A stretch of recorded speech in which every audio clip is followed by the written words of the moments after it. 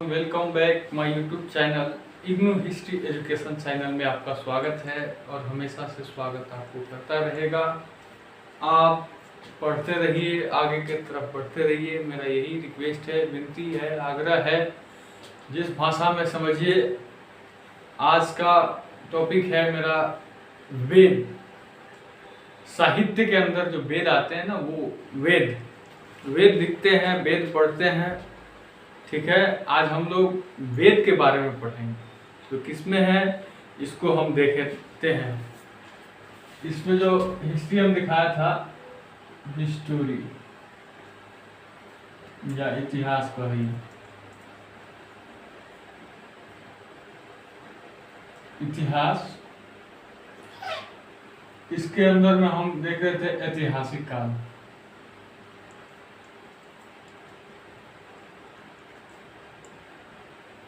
ऐतिहासिक काल के अंदर हम लोग देख रहे थे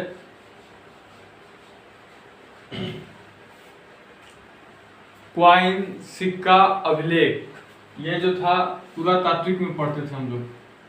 पुरातात्विक के अंदर क्वाइन, सिक्का, इधर एक तरफ सिक्का हो गया, इधर अभिलेख, इसके बाद प्रमुख अभिलेख। ठीक इसी में आता है प्रमुख अभिलेख। अभिलेख लिख लीजिएगा, प्रमुख अभिलेख ऐतिहासिक काल के अंदर। इसमें हम इसके बाद पढ़े थे साहित्य। साहित्य में पढ़े थे धर्म, यहां पे मान लीजिए साहित्य, साहित्य, साहित्य स्रोत, उसका भी टॉपिक का वीडियो अपलोड है, उसको भी आप देख सकते हैं।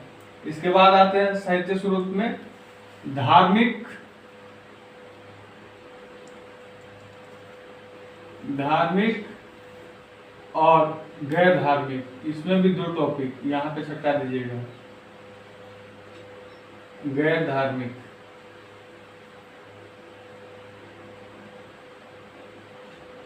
धार्मिक तथा गैर धार्मिक। अब गैर धार्मिक, धार्मिक, इसी में वेद पढ़ना है हमें। साहित्यिक स्रोत जो है इसमें धार्मिक, गैर धार्मिक, इसमें वेद पढ़ना है। गैर धार्मिक में तो हम चर्चा किए थे, जो ईसाई धर्म, बौद्ध धर्म, ये गैर धार्मिक में आ जाएंगे। धार्मिक में तो हमें साहित्य पढ़ना है। साहित्य स्रोत बारे में पढ़ा चुके हैं, उसका वीडियो भी अपलोड है, देख सकते हैं। Lecture by lecture, number by number उसमें दिए हुए हैं। लेक्चर 12 यानी 12 तक का वीडियो अपलोड है, 13 का बनाने जा रहा हूँ। अब आप 13 को देखेंगे तो इसमें हमें साहित्य पढ़ना है। साहित्य के अंदर वेद पढ़ना है। साहित्यिक स्रोत के ही अंदर वेद पढ़ते हैं। ठीक, अब इसको आप जब देखेंगे ऐतिहासिक काल में, तो ये सब टॉपिक आप देख लीजिएगा, उस पर लिखा हुआ है, मेरे यूट्यूब के थंबनेल पे लिखा हुआ है। पुरातात्विक, सिक्का, अभिलेख, प्रमुख अभिलेख, धार्मिक, गैर धार्मिक, साहित्य, ऐसा करके आएगा। ठीक, अब देखिए गैर धार्मिक के अंदर नहीं, धार्मिक के अंदर हम लोग आते हैं। धार्मिक के अंदर कौन सा? वेद। वेद पढ़ेंगे। ठीक, इसको अब हम मिटा देते हैं। मिटाने के बाद अब एक ही टॉपिक चलेगा हम लोग का, कौन सा? ऐतिहासिक काल के अंदर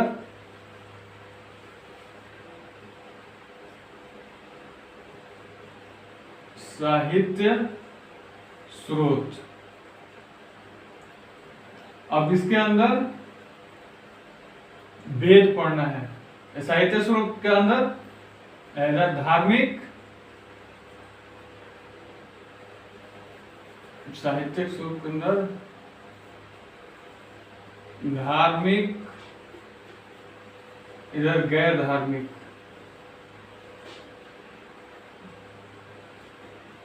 गैर धार्मिक। तो हम इसमें पढ़ेंगे धार्मिक में पढ़ना है। हमें धार्मिक में क्या पढ़ना है? वेद। अब यही टॉपिक रहेगा, यहाँ पे लिख देते हैं वेद। क्या है, या यहाँ पे या डाल दीजिए, क्या समझते हैं।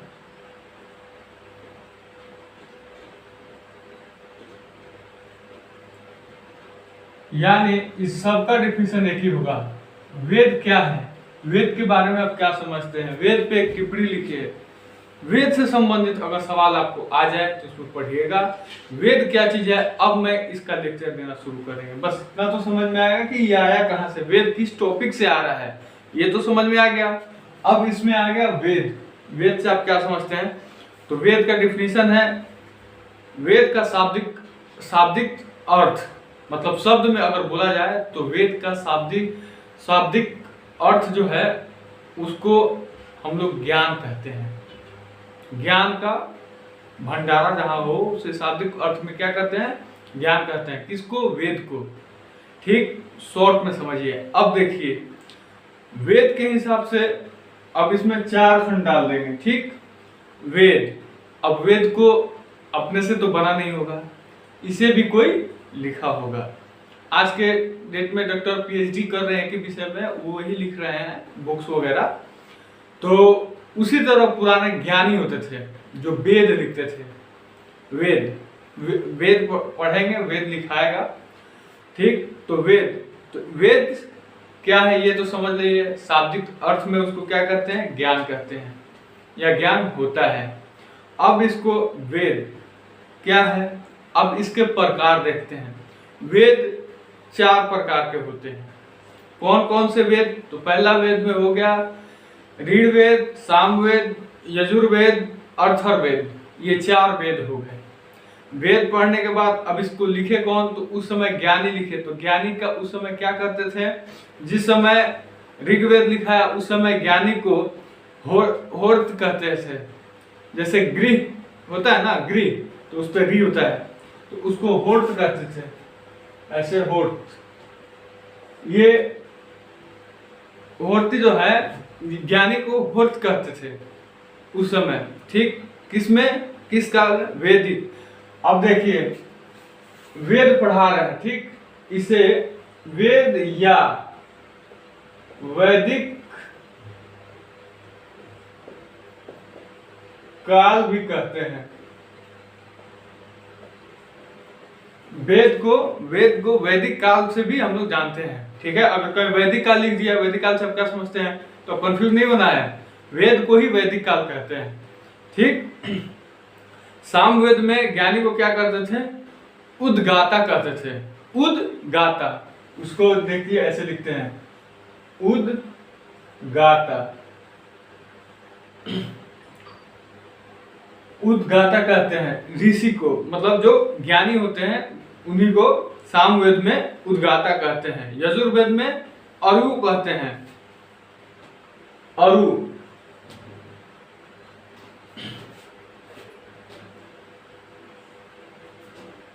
औ कहते हैं, कैसे में, अरु। यजुर्वेद में ज्ञानी को अरु कहते हैं, और अथर्ववेद में ब्राह्मा कहते हैं। अथर्ववेद जब पढ़ेंगे तो वेद के कई प्रकार, 4 प्रकार। कौन कौन, ऋग्वेद, सामवेद, यजुर्वेद, अथर्ववेद। अब इसका जो ज्ञानी थे अरु तो देख लिए। अब इसके बाद क्या है, ब्रह्मा। इसको किस में देखते हैं, अथर्ववेद में।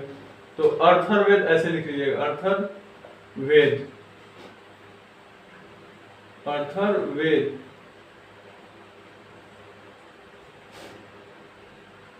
अथर्ववेद ज्ञानी को क्या कहते हैं, ब्रह्मा। ऐसे सिर्फ लिख दीजिएगा। ब्राह्मण जिसको कहते हैं ना, वही ब्रह्मा मतलब बोलते हैं उसको, ज्ञानी को। अब ब्रह्मा ग्रंथ में कैसे ब्रह्मा ग्रंथ आता था उस समय, उसको क्या कहते थे। अब वेद में भी देखिए, वेद भी वैदिक काल तो समझ में आ गया, वेद भी अब 2 प्रकार के। अब यहाँ देखिए, यहाँ एक छोटा सा टॉपिक में हम समझा देते हैं आपको। वीडियो लंबा होगा मगर आप अगर पढ़िएगा ना तो बहुत इंटरेस्ट आएगा इसमें। वेद जो पढ़िएगा, इसमें वेद देख लीजिए, वेद लिख दिए यहाँ पे, वेद। अब इसमें 2 प्रकार, वेद और उपवेद। उपवेद में देखते हैं तो कैस्तिकीय मतलब ग्रंथ था, ये लोग ग्रंथ भी लिखा है। ज्ञानी लोग क्या लिखे, वेद में भी इसमें ब्रह्मा ग्रंथ जो था उसमें 4 किताब भी लिखा गया था। कैस्तिकीय, पंचवीसा, तैतरे, शतपथ, पहला हो गया कैस्तिकीय, दूसरा हो गया पंचवीस, तीसरा हो गया तैतरे, शतपथ, चौथा हो गया गोपथ।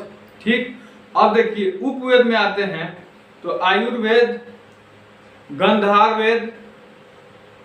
अब उपवेद में भी प्रकार देखेंगे कि उपवेद कितने प्रकार के, तो वेद में तो देख लिए कि ऋग्वेद, सामवेद, यजुर्वेद, अथर्ववेद। ठीक, ये वेद हो गया। अब उपवेद में देखिए आयुर्वेद, आयुर्वेद मतलब समझ रहे हैं जो आयुर्वेदिक का जो है वही आयुर्वेद का जिक्र किया गया इसमें, तो वो इतिहास ही से आ रहा है। जो शब्द अभी हम लोग इस्तेमाल कर रहे हैं, आयुर्वेद वाला दवा ले लीजिए, तो वो जो है आयुर्वेद उसी समय से आया था।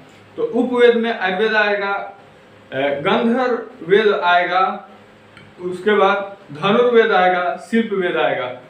ये भी 4 हो गया। उपवेद में फिर से देख लीजिए, उपवेद में 4, पहला आयुर्वेद, दूसरा गंधर्व वेद, तीसरा धनुर्वेद, चौथा शिल्प वेद। अब देखिए इसको इस समय ज्ञानी को क्या कहते थे, उपवेद के समय ज्ञानी को आयुर्वेद का जो था उसको ज्ञानी को क्या कहते थे, प्रजापति कहते थे। गंधार वेद में ज्ञानी को क्या कहते थे, नारद कहते थे। उसके बाद धनुर्वेद में ज्ञानी को क्या कहते थे, विश्वामित्र कहते थे। विश्वामित्र का आप नाम सुना होगा, ये बहुत थोड़ा सा खास टॉपिक होगा, इसके डिफिनेशन जब बताएंगे ना तब आपको समझ में आएगा।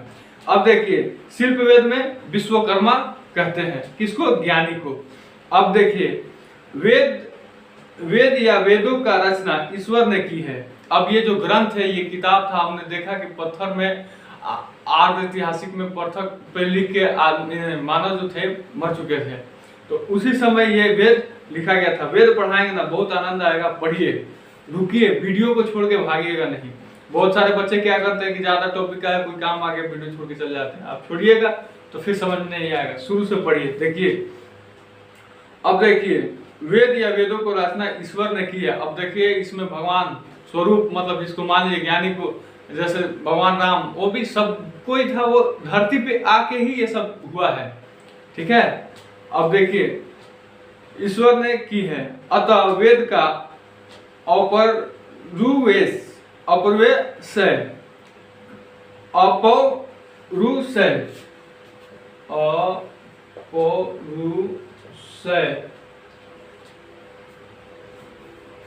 इसे वेद को अपरुषय भी कहते हैं।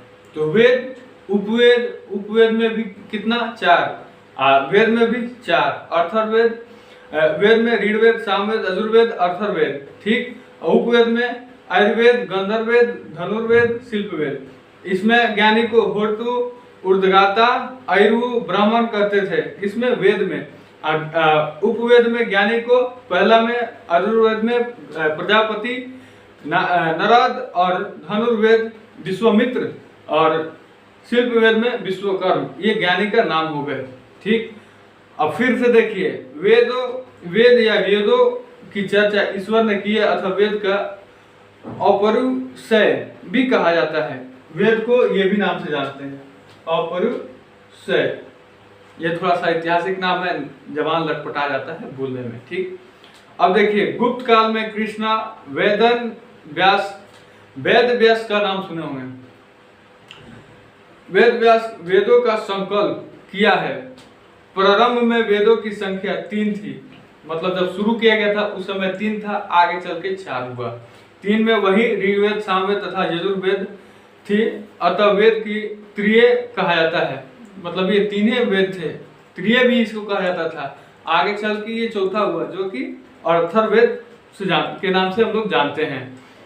अथर्ववेद के बाद में शामिल किया गया, इसलिए वो वेद त्रिय में भी नहीं रखते हैं, वेद तैतरीय में नहीं रखते हैं। मतलब 3 ही वेद था, बाद में चौथा वेद में अथर्ववेद आया। ठीक है, पहले हम लोग 3 ही नाम से जानते हैं। अब देखिए वेद में तो जो 4 वेद था इसको भी मिटा देते हैं। ठीक है, आप लोग इसको लिख लेंगे तो बेटर होगा, या स्क्रीनशॉट लगा लीजिए। जो बोर्ड पे साफ दिख रहा है उसको स्क्रीनशॉट लगा लीजिएगा, फिर आगे मतलब जितना लेक्चर 5-6 लेक्चर दे देंगे, उसके बाद फिर एक लेक्चर देंगे जिसमें सब समझ में आए। ठीक है, इसको यहाँ ले रहे हैं, आप लोग स्क्रीनशॉट लगा लीजिए समझने के लिए। वेद पढ़ रहे हैं हम लोग।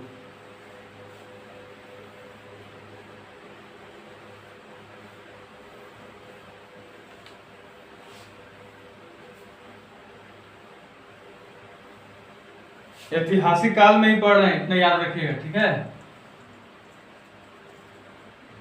इतिहास, ठीक, ऐतिहासिक, ऐतिहासिक काल, वेद, वेद में वेद, उपवेद। इतना सीरियस है बाबू, वीडियो आप देखेंगे, देख रहे होंगे, जो भी कोई देख रहा होगा सबको ही दिया है, लेक्चर ही देगा, मगर जो असल टॉपिक जो समझ में आता है ना, वो शायद ही किसी किसी वीडियो में समझ में आता है। यूट्यूब खोलेंगे, अगर सर्च मारेंगे तो बहुत सारा इतिहास का चैप्टर खुलेगा, मगर जो समझ में आएगा वही देखना है। ठीक है, आप सबसे देख सकते हैं, जिसको जिस वीडियो में समझ में आप देख सकते हैं। हाँ, और एक थोड़ा सा आपका टॉपिक जो है, आप अगर मोबाइल को यूज कर रहे हैं तो मिसयूज मत कीजिए। 10 मिनट 5 मिनट तक का वीडियो देखिए, फिर अपने नज़र को उस वीडियो की तरफ से हटा लीजिए, फिर 2 मिनट के बाद कंटिन्यू फोकस अपने आंख से न देखे वीडियो पे, या क्षति पहुंच सकता है आपके नेत्र पे। ठीक है, ये मेरा बोलना बहुत जरूरी है। अब देखिए, वेद, वेद पढ़ेंगे हम। वेद में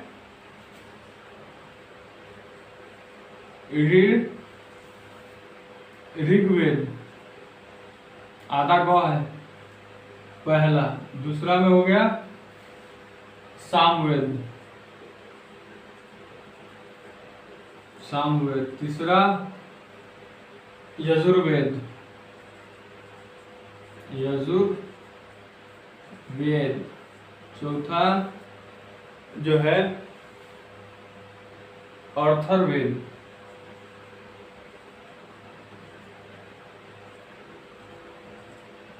अर्थर्वेद। पहले ऋग्वेद का परिभाषा देखते हैं, फिर सामवेद का देखेंगे, फिर यजुर्वेद का देखेंगे, फिर अर्थर्वेद का देखेंगे। ठीक, तो अभी पहले हम किसका देखते हैं? पहले ऋग्वेद का। ऋग्वेद का परिभाषा देखिए, हम बोल रहे हैं, अगर कॉपी होगा तो आप लिख लीजिएगा। इसका शाब्दिक अर्थ मंत्र, ऋचाओं का संग्रह होता है। मतलब इसमें मंत्र जो आते हैं, मंत्र से संबंधित इसमें जानकारियां दिया गया था। ये जो वेद है ऋग्वेद, इसमें मंत्र का ही जिक्र ज्यादातर किया गया है। इसमें 10 मंडल तथा 1080 संयुक्त तथा 10,580 ऋचाएं हैं। ऋचाओं की अधिकता के कारण इसे ऋग्वेद कहते हैं। ऋचा मतलब सबसे ज्यादा, मतलब 10 मंडल और 1028 संयुक्त, उसमें 10,580 ऋचाएं थे। इस मतलब ऋचाओं के कारण इसको क्या कहा गया? ऋग्वेद कहा गया। इसमें सबसे ज्यादा ऋचाओं का जिक्र है। यह सबसे प्राचीन एवं सबसे बड़ा वेद है। अगर कोई पूछे कि सबसे बड़ा वेद कौन सा है, तो ऋग्वेद ही कहिएगा। कि प्राचीन में सबसे पुराना वेद कौन है? तो ऋग्वेद है। ठीक, अब देखिए, इसमें गायत्री मंत्र का चर्चा की गई है, जो सूर्य भगवान में समर्पित है। गायत्री मंत्र का भी जिक्र, गायत्री मंत्र का आप नाम सुने होंगे। ठीक, अष्टयाम वगैरह होता है तो उसमें गायत्री मंत्र का यूज किया गया है। अगर नहीं याद है तो हम बोल रहे हैं, आप सुनिए गायत्री मंत्र किसको कहते हैं। ओम भूर्भुवस्सुवः तत्सवितुर्वरेण्यं भर्गो देवस्य धीमहि धियो यो न प्रचोदयात्। पूर्ण रूप से संस्कृत है। ये जो है गायत्री महामंत्र है। रात बिरात या कहीं भी आप पढ़ रहे हैं तो इस मंत्र को इस्तेमाल कर सकते हैं। मैं भी संस्कृत बोर्ड से ही पढ़ा हूँ। संस्कृत में उस समय मैं 60 नंबर लाया था मैट्रिक में। तो ये संस्कृत भाषा में इसी को गायत्री महामंत्र कहते हैं। एक मर्तबा और रिपीट कीजिए, ओम भूर्भुवस्सुवः तत्सवितुर्वरेण्यं भर्गो देवस्य धीमहि धियो यो न प्रचोदयात्। ये जो है गायत्री महामंत्र है। इस मंत्र का ऋग्वेद में चर्चा किया गया है। इसे जो है, इस गायत्री मंत्र की चर्चा सूर्य भगवान को समर्पित करने में थे। सूर्य भगवान को जल देते हैं सुबह सुबह, उसी समय इसका इस्तेमाल किया गया था। ये सबसे बड़ा मंत्र जो है उसी ऋग्वेद में इसका चर्चा किया गया है। पहली बार शूद्र का प्रयोग ऋग्वेद में ही हुआ और ऋग्वेद का दूसरा तथा 7वां मंडल पुराण है। पुराण का नाम है, सुने होंगे। पहले हम लोग प्रार्थना करते थे, तू ही राम है, तू रहीम है, तू करम कृष्ण खुदा हुआ, तू ही वह गुरु, तू यीशु मसीह, तेरा नाम, तू यह गुरु, तू यीशु मसीह, हर नाम में तू समा रहा। मतलब जो भी नाम है उस नाम में ईश्वर समा रहे। ठीक, आज के जमाने में जय बिहार जय बिहार, पहले जो प्रार्थना थी उस प्रार्थना में दम था। ठीक, तू ही राम है, तू रहीम है, तू करीम कृष्ण खुदा हुआ, तू ही वह गुरु, तू ही ईसा मसीह, हर नाम में तू समा रहा। मतलब चारों धर्म के ज्ञाता थे जो कि हर नाम में ईश्वर ही समा रहे हैं। वो सही बात है, सब जिस तरह से आप कहिए, ईश्वर कहिए, भगवान कहिए, अल्लाह कहिए, गॉड कहिए, हर नाम में तू समा रहा। तो उस प्रार्थना में ताकत थी जो हम लोगों ने पढ़ा। अभी तो जय बिहार के नाम से जो प्रार्थना होता है, मगर हाँ, हाई स्कूल में आज भी यही प्रार्थना यूज किया जाता है हमारे यहाँ। अब देखिए, पहली बार शूद्र का प्रयोग ऋग्वेद में हुआ था। ऋग्वेद का दूसरा तथा 7वां मंडल पुराण है। पुराण तेरह पात्र पुराण में, 13 शब्द पुराण में। पुराण का नाम सुना है, पुराण का एक अलग वीडियो जाएगा, उसमें सिर्फ पुराण से ही संबंधित परिभाषा रहेगा। पुराण क्या है, पुराण से आप क्या समझते हैं, कहाँ से हुआ, किस वेद में पढ़ाया गया, वो पुराण से संबंधित एक वीडियो जाएगा। ठीक, अब देखिए, इसमें 9वें मंडल में सोम वेद देवता की चर्चा किया गया है। 10 मंडल थे, तो 9वें मंडल में इसमें 9वें मंडल में सोम देवता का चर्चा किया गया था। ऋग्वेद में ज्ञानी को होत्र कहते थे। आपको तो पहले बताया है कि ज्ञानी का नाम क्या होता है, होत्र कहते हैं। अब देखिए, ऋग्वेद का उपवेद अजुर्वेद तथा जिसमें चिकित्सा की चर्चा को ज्ञानी के प्रजापति कहते हैं। उपवेद में तो आपको बताइए कि है कि आयुर्वेद को ज्ञानी में, आयुर्वेद जो लिखे हैं उपवेद है, उसको जो ज्ञानी उसको लिखे थे, जो राइटर थे, उसका लेखक थे, उसका नाम प्रजापति से हम लोग जानते थे। इसमें किसका, आयुर्वेद को हम बोले हैं कि आयुर्वेद यूज किया जाता है, आयुर्वेद शब्द है, आयुर्वेद जो मेडिसिन यूज करते हैं उसी में आयुर्वेद की चर्चा की गया है, जिसमें दवा से संबंधित चिकित्सा, बोले आपसे पहले ही बोल चुके हैं, आप इसको पढ़ेंगे तो ही आनंद आएगा। तो उसमें आयुर्वेद मतलब दवा चिकित्सा की चर्चा की गई। इस ज्ञानी को प्रजापति कहते थे। इसमें 10 युद्ध की चर्चा किया गया है। 10 युद्ध जो हुआ था उसी का चर्चा इसी वेद में भी किया गया था। किसमें, ऋग्वेद में। और आयुर्वेद में जो है उसमें उपवेद वेद, ये दोनों साथ साथ चलेगा। अब देखिए, वेद में ऋग्वेद इधर एक तरफ कर दीजिए, होत्रु जो है ज्ञानी का नाम रख दीजिए। अब कैसे कीजिए, ऐतरे और ग्रंथ दे दीजिए। अब उपवेद में आयुर्वेद और प्रजापति ज्ञानी, इनका भी चर्चा उसी में साथ साथ ही चल रहा है। अब ये ना कि उपवेद का अलग पढ़ा दिए, वेद का अलग पढ़ा दिए। ठीक, तो उपवेद अवेद, उपवेद में ऋग्वेद और उपवेद में आयुर्वेद और प्रजापति ज्ञानी अहोत्र, ये दोनों साथ साथ चल रहा है। ठीक है, अब देखिए, इसमें 10 युद्ध की भी चर्चा की गई है। ठीक, अब हमको क्या पढ़ना है, सामवेद। सामवेद में शाब्दिक अर्थ गान होता है, जो कि गाना आप सुनते हैं, म्यूजिक, ढोल वगैरह, ताशा, जो हम लोग संगीत गाते हैं। यकीन मानिए, जो पहले हम लोग गाना सुने हैं, जो पहले का गाना है, जो संगीत थी, जो ढोल था, इसको कला के रूप में जानते थे। आज इसको लोग तौहीन कर रहा है। मतलब वो कला देख लीजिए और आज के जमाने का कला देख लीजिए, बहुत आपको अंतर समझ में आएगा। ठीक, अब देखिए, इसी में सामवेद में संगीत की चर्चा किया गया है। संपूर्ण रूप से आप समझ लीजिए, एक तो ठोस भाषा में।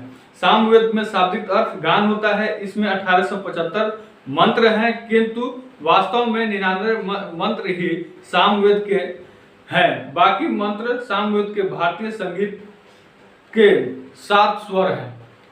स्वर मतलब सुर, समझिए, 7 सुर हैं, समझ रहे हैं। अब सामवेद का मतलब सामवेद डाल दीजिएगा, दूसरा पहले में था ऋग्वेद, दूसरा में सामवेद, इसको देख लीजिएगा। ठीक है, अब कल जो वीडियो बनाएंगे उसमें जो है यजुर्वेद और अथर्ववेद के बारे में हम पढ़ाएंगे। अभी सिर्फ 2 ही पढ़ा रहे हैं, सामवेद, किंतु वीडियो लंबा हो जाएगा, बच्चे टिक नहीं पाएंगे। ये सब कमजोरी हम लोग समझ रहे हैं, ठीक है। अब देखिए सामवेद जो है इसको देखते हैं। तो सामवेद शाब्दिक अर्थ गान होता है। इसे 1875 मंत्र हैं, किंतु वास्तव में 99 मंत्र ही सामवेद में के हैं। बाकी मंत्र को ऋग्वेद में ग्रहण कर लिया गया है। सामवेद का भारतीय संगीत में 7 सुर है। तो 7 सुर में कौन सा है? ये आम बात है, ये आपने सुना है, वही चीज का मैं जिक्र कर रहा हूँ। सा री गा मा पा धा नी सा, ये जो है इसी का जिक्र इसमें किया गया था। किस वेद में? सामवेद में, ठीक। तो सारे गा मा पा धा नी सा का जिक्र किसमें किया गया था? सामवेद में किया गया था। ये संगीत यज्ञ के समय गाए जाते थे। सामवेद ज्ञानी का उद्गात थे। सामवेद का ज्ञानी को उद्गाता कहते थे। जो गाता, देखिए शब्द से ही संबंध में आता है उद्गाता, तो गाना जो गाते थे उसी को ज्ञानी को उद्गाता कहते हैं। सामवेद का उपवेद गंधर्ववेद है। सामवेद का उपवेद क्या है? गंधर्ववेद। जैसे कि आप ठोस भाषा में समझिए, मुखिया होते हैं तो एक उप मुखिया होते हैं कि नहीं? राष्ट्रपति होते हैं तो उपराष्ट्रपति होते हैं, मंत्री होते हैं तो उप मंत्री होंगे तो उप मुख्यमंत्री होंगे। तो जो वेद और उपवेद दोनों साथ साथ ही ले चलिए, मंत्री और उप मुख्यमंत्री दोनों साथ साथ ही चलेंगे, ठीक। इसी शब्द से ही समझ लीजिए, वेद और उपवेद, ठीक। सामवेद को उपवेद गंधर्ववेद कहते हैं। गंधर्ववेद के ज्ञानी का नाम नारद कहते थे। गंधर्ववेद जिसने लिखा वो उपवेद में गंधर्ववेद हो गया। अब देखिए गंधर्ववेद में इसको नारद कहते थे, ज्ञानी को नारद कहते थे। किसमें? उप गंधर्ववेद में ज्ञानी को नारद कहते थे। भारतीय संगीत का जन्म सामवेद से ही हुआ। जब भारत में हम लोग गाना बजाना शुरू किए तो ये सामवेद से ही शुरू हुआ, ठीक। अब देखिए भारतीय संगीत का जन्म सामवेद से हुआ। अब संगीत के बारे में अब देखिए, इसके बाद हम लोग क्या पढ़ेंगे यही यजुर्वेद और कौन सा पढ़ेंगे? यजुर्वेद और अथर्ववेद के बारे में पढ़ेंगे। इसके कल वीडियो हम लोग अपलोड करेंगे। आज के लिए इतना ही, मिलते हैं अगले वीडियो के साथ इसी चैनल पे। अगर वीडियो पसंद आए तो लाइक शेयर एंड सब्सक्राइब करना ना भूलें, और जितना से जितने ज्यादा हो सके बच्चे को आप हेल्प करें मेरे वीडियो के साथ। कोई ज्वाइन वगैरह नहीं है, बिल्कुल फ्री वीडियो जाता है, आप इसको देख सकते हैं। इसमें आप एक अनमोल चीज क्या देंगे? अपना समय देंगे। अब वो समय आप कब देंगे तो वो आपके ऊपर निर्भर करता है। आज के लिए इतना ही।